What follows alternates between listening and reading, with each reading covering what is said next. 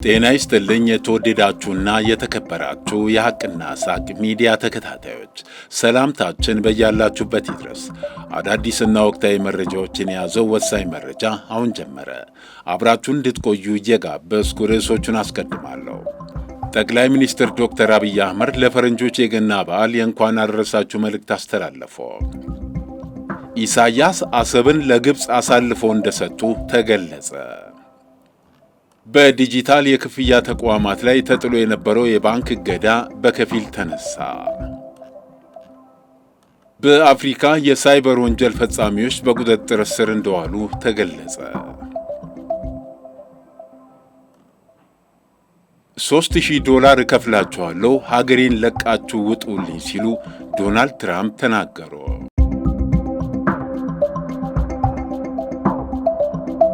ጠቅላይ ሚኒስትር ዶክተር አብይ አህመድ ለፈረንጆች የገና በዓል የእንኳን አደረሳችሁ መልእክት አስተላለፉ። ጠቅላይ ሚኒስትር ዶክተር አብይ አህመድ ለፈረንጆቹ የገና በዓል የእንኳን አደረሳችሁ መልእክት አስተላልፈዋል። ጠቅላይ ሚኒስትሩ በማኅበራዊ ትስስር ገጻቸው ባስተላለፉት መልእክት በመላው ዓለም የገናን በዓል ለሚያከብሩ የኢትዮጵያ ቤተሰቦች በሙሉ መልካም በዓል እንዲሆንላቸው ተመኝተዋል። ወቅቱ የሚያስታውሰን መልካምነት ድንበር ተሻጋሪ መሆኑንና ተስፋን በጋራ መገንባት እንደምንችል ነው ሲሉ አውስተዋል።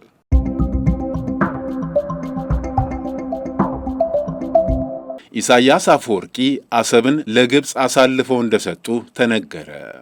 ዘናሽናል ጋዜጣ ዛሬ እንደዘገበው ከሆነ ግብፅ የአፍሪካ ቀንድ አካል ከሆኑት ኤርትራና ጅቡቲ ጋር ወደቦችን ለመገንባት ስምምነት ፈጽማለች።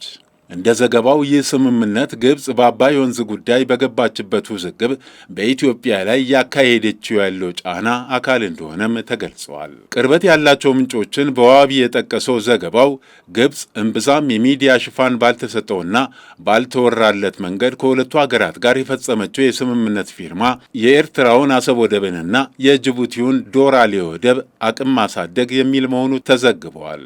ሁለቱም ወደቦች በቀይ ባህር ወደባዊ ክፍል ባብኤል መንደብ ሰርጥ አቅራቢያ የሚገኙ መሆናቸውን የጠቀሰው ዘገባው ጅቡቲና ኤርትራ የኢትዮጵያ ጎረቤቶች ከመሆናቸውም በላይ ኢትዮጵያ ሸቀጦችን የምታስገባው በዶራሌ ወደብ መሆኑን አውስተዋል። ዘገባው ሲቀጥልም ግብፅ በቀይ ባህር ላይ ከ2000 ኪሎ ሜትር በላይ ጠረፍ ያላትና ቀይ ባህርንና ሜዲትራኒያንን የሚያገናኘውን ስዊዝ ካናል የተቆጣጠረች ሀገር መሆኗ ይታወቃል ካለ በኋላ በተደጋጋሚ እንደ ኢትዮጵያ ያሉ የባህር በር የሌላቸው ሀገራት ወደ ቀይ ባህር ለመድረስ የሚያደርጉትን ጥረት ስትቃወም መቆየቷንም አስረድተዋል። ዘናሽናል በዘገባው ይህ ብዙ ያልተወራለት ስምምነት ከኤርትራ ጋር የተፈጸመው ከአንድ ወር በፊት ፕሬዝዳንት ኢሳያስ አፈወርቂ በካይሮ ጉብኝት ባደረጉበት ወቅት መሆኑን አስታውቆ ግብፅና ጅቡቲ ግን በከፍተኛ ባለሥልጣናት መካከል መፈራረማቸውን አስረድተዋል። እነዚህ ስምምነቶች ከሁለቱም ሀገራት ጋር ጠንካራ ወታደራዊና ፖለቲካዊ ግንኙነት የመሰረተችው ግብፅ በወደቦቹ ወታደራዊ እንቅስቃሴ እንድታደርግ የሚያስችላት እንደሚሆንም ገልጸዋል።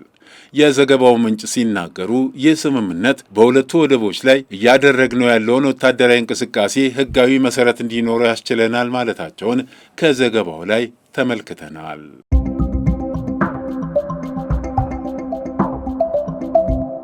በዲጂታል የክፍያ ተቋማት ላይ ተጥሎ የነበረው የባንክ እገዳ በከፊል ተነሳ። ከፍተኛ የንግድ ድርጅቶች ኃላፊዎች አሁንም በቁጥጥር ስር እንደሆኑ ተገልጿል። የፌዴራል ባለሥልጣናት በዲጂታል ፋይናንስ ዘርፍ ላይ በወሰዱት እርምጃ ታግደው የነበሩ የባንክ ሂሳቦችን በከፊል አንስተዋል። የፍትህ ሚኒስቴር ታህሳስ 14 2018 ዓ.ም ባስተላለፈው ትዕዛዝ የያጉት ፔይ የዋና ሥራ አስፈጻሚ ተሾመ አለማየሁን ጨምሮ የ50 ግለሰቦች የባንክ ሂሳቦች እንዲንቀሳቀሱ አዘዋል። እነዚህ የባንክ ሂሳቦች ከ3 ሳምንታት በፊት ህዳር 23 በዘርፉ የታየ የፋይናንስ ብልሹ አሰራርን ለመመርመር በሚል ታግደው የቆዩ ናቸው። በተጨማሪም ለ9 ቀናት የባንክ ሂሳባቸው ተገድበው የነበሩ 10 የዲጂታል ክፍያ ኩባንያዎች እገዳቸው ተነስቶላቸዋል። የሚኒስቴሩ የሀብት ማስመለስ መምሪያ ዋና ዳይሬክተር ጸጋው ዋቅጅራ ውሳኔውን ለሁሉም ባንኮች በይፋዊ ደብዳቤ አሳውቀዋል። እገዳው የተነሳላቸው የክፍያ ተቋማት አሪፍ ፔይ፣ ፈናን ፔይ፣ ላኪ ፔይ፣ ስታር ፔይ፣ ሳንቲም ፔይ፣ ካቻ፣ ሲናም ፔይ እንደሆኑ ተገልጿል። ምንም እንኳን የኩባንያዎቹ የባንክ ሂሳቦች ቢለቀቁም የምርመራው ሂደት ግን ተጠናክሮ ቀጥሏል። የሳንቲም ፔይ፣ የቻፓ ፔይ እንዲሁም የአሪፍ ፔይ ከፍተኛ የሥራ ኃላፊዎች አሁንም በፌዴራል ፖሊስ በቁጥጥር ስር እንደሚገኙ ተገልጿል። በከፍተኛ የፋይናንስ ሕገወጥነት ተጠርጥረው ምርመራ እየተካሄደባቸው እንደሆነም ታውቋል። ለጉዳዩ ቅርበት ያላቸው ምንጮች እንደጠቆሙት የምርመራው ዋነኛ ትኩረት የግብር ስወራና ሕገወጥ የገንዘብ ዝውውር ላይ እንደሆነም ተመላክቷል። የፌዴራል ባለሥልጣናት በፍጥነት እያደገ የመጣውን የዲጂታል ክፍያ ስርዓት ጥብቅ ቁጥጥር ለማድረግና ሕጋዊ መስመር ለማስያዝ ቅድሚያ ሰጥቶ እየሰራ እንደሆነም ለማወቅ ተችሏል።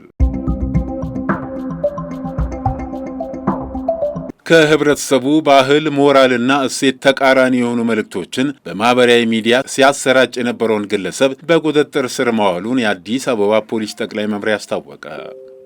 ከህብረተሰቡ ባህል፣ ሞራልና እሴት ተቃራኒ የሆኑ መልእክቶችን በማህበራዊ ሚዲያ ሲያሰራጩ ከነበሩ ግለሰቦች አንዱ የሆነውን ነዋሪነቱ በንፋስ ስልክ ላፍቶ ክፍለ ከተማ ወረዳ 6 የሚገኝ ናትናኤል ባደግ ገብሬ የተባለን ተጠርጣሪ በቁጥጥር ስር የዋለው የማህበራዊ ሚዲያን ዩቱብንና ቲክቶክን በመጠቀም በንግግር ልቅ ጾታዊ ግንኙነትን የሚያበረታታና የሚያስፋፋ አስጸያፊ መልእክቶችን ሲያሰራጭ በመቆየቱ ነው። ፖሊስ በቁጥጥር ስር በዋለው ናትናኤል ባደግ ወይም የማህበራዊ ሚዲያ አንቂ ወይም ይዘት ፈጣሪ ነኝ በሚለው ግለሰብ ላይ ምርመራ ጀምሯል። በአንዳንድ ኃላፊነት በማይሰማቸው ግለሰቦች በተለያዩ ማህበራዊ ሚዲያዎች ላይ ከህብረተሰቡ ሞራል፣ ባህልና እሴት ባፈነገጠ ሁኔታ አሉታዊ መረጃዎች እየተሰራጩ መሆኑን ያስታወቀው ፖሊስ በማህበረሰቡ በተለይም ታዳጊ በሆኑ ህጻናት ስነ ልቦናና ሞራል ላይ ከፍተኛ ጉዳት እያደረሱ መሆኑን ገልጾ በቀጣይም ተመሳሳይ ድርጊት ውስጥ በሚገቡ ግለሰቦች ላይ ተገቢውን ህጋዊ እርምጃ እንደሚወስድም የአዲስ አበባ ፖሊስ ጠቅላይ መምሪያ ያሳስባል። በአፍሪካ የሳይበር ወንጀል ፈጻሚዎች በቁጥጥር ስር ውለዋል። በኢንተርፖል አስተባባሪነት በአፍሪካ የሳይበር ወንጀል ኔትወርክ ላይ በቀጠለው እርምጃ $3 ሚሊዮን ማስመለስና 574 ተጠርጣሪዎችን ከ19 ሀገራት በቁጥጥር ስር ማዋል ተችሏል ተብሏል።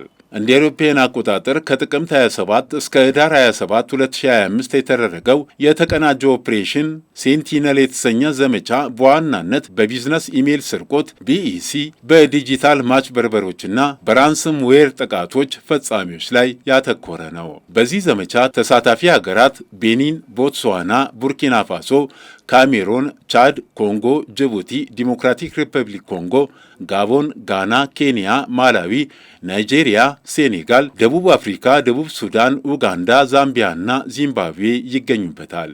የኢንተርፖል የሳይበር ወንጀል ዳይሬክተር ኔል ጄተን እንዳሉት በአፍሪካ ውስጥ የሳይበር ጥቃቶች መጠንና ውስብስብነት በፍጥነት እያደገ ነው። በተለይም በፋይናንስና በኢነርጂ እንዲሁም በመሳሰሉት ወሳኝ ዘርፎች ላይ በስፋት እየተሰራጨ መጥቷል ተብሏል።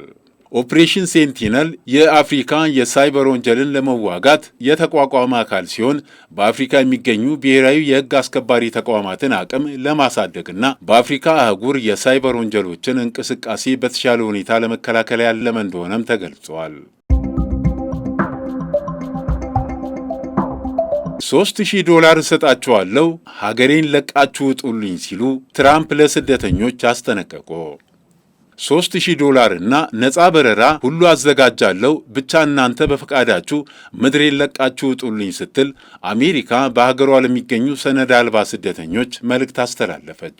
በ2026 መጨረሻ ላይ ከአሜሪካ በገዛ ፈቃዳቸው ለመውጣት ለሚፈልጉና በፈረንጆች እስከ ታህሳስ 31 ለሚመዘገቡ ስደተኞች አገሪቱ ነፃ በረራ እንዲሁም $3,000 ክፍያም እንዳዘጋጀች ገለጸች። በገዛ ፈቃዱ አልወጣም ያለ ስደተኛ ግን እስራት፣ በግዳጅ መባረር፣ ዳግም ወደ አሜሪካ ምድር መግባት እንዳይችል እገዳ እንደሚጣልበት ሀገሪቱ አስታውቃለች። የተከበራችሁ የሐቅና ሳቅ ሚዲያ ተከታታዮች ለዕለቱ ያዘጋጀናቸው ዋና ዋና መረጃዎች እነዚህን ይመስሉ ነበር። መልካም ጊዜ። መነሻችንም መድረሻችንም ኢትዮጵያ።